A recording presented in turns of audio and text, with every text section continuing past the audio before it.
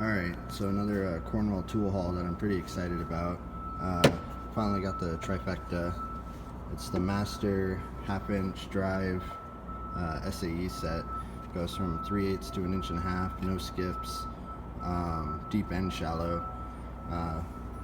Picked them up for a pretty good price, so I'm not really worried about these rusty ones. And I can finally replace my shallow Matco stuff.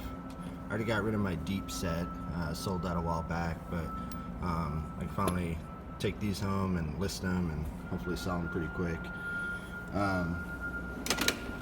Yeah, another thing is I finally have all Cornwell, so I got 3/8, 1/4 inch, and now 1/2 inch complete, all Cornwell.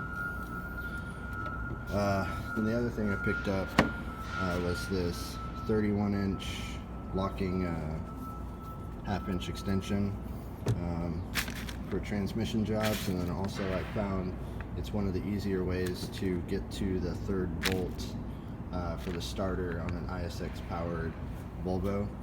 There's no real easy way to go about it, but I found this is probably the easier ways. I finally went ahead and picked up one of my own, so I'm not borrowing it from a coworker.